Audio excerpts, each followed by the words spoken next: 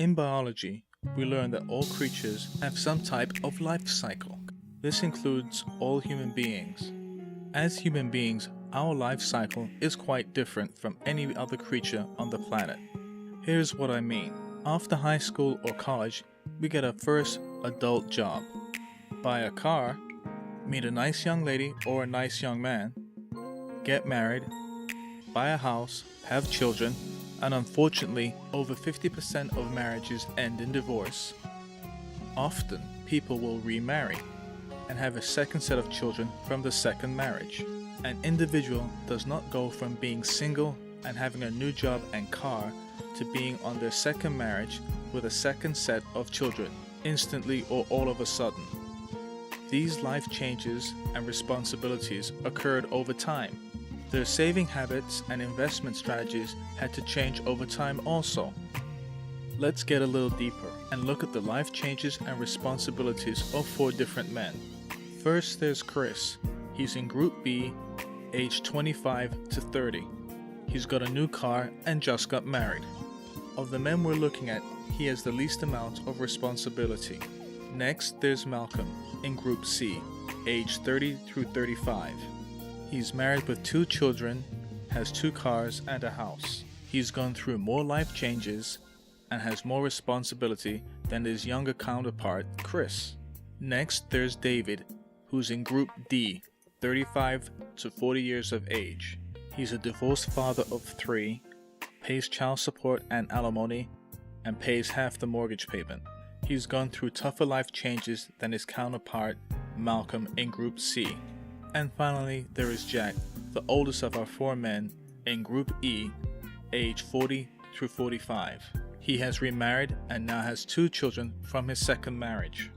He pays alimony and child support to his first wife, and he has 2 mortgage payments. One for his current home, and the other mortgage payment is where the children of his first marriage and first wife live. Out of the 4 men, Jack is the oldest.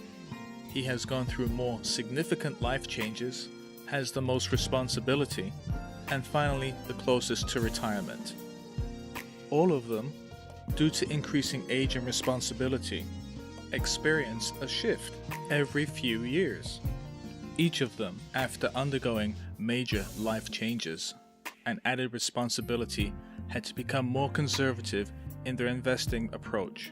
That is, in the way they buy and sell stock. They continually shift and change groups. But while they are in any one particular group, take on a certain style of buying and selling stock within their own respective group until they become a member of another group and become part of the new group's more conservative style and pattern of investing. We said that Jack, the oldest, is in Group E, the group that is 40 to 45 years of age. As time goes by, Jack will shift from Group E to Group F, which is 45 to 50, and is more conservative than Group E, the group that he just left. As time goes by, David, who is in Group D, 35 to 40, will shift over to Group E, the group that Jack left, which was the 40 to 45 group, and which is more conservative than the group he just left, which was Group D, 35 to 40.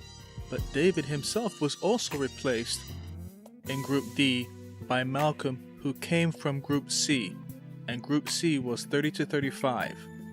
Now Malcolm finds himself in Group D, 35 to 40. And finally Chris, from Group B, the 25 to 30 group, eventually shifted over to Group C, which was the 30 to 35 group.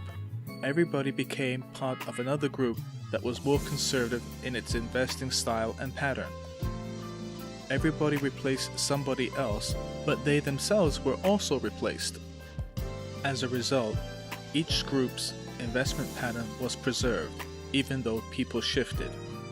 Each group has its own investment pattern. Together, each group has a synergistic effect on the market by creating patterns of buying and selling stock over time. This is called General Cyclical Replacement Theory.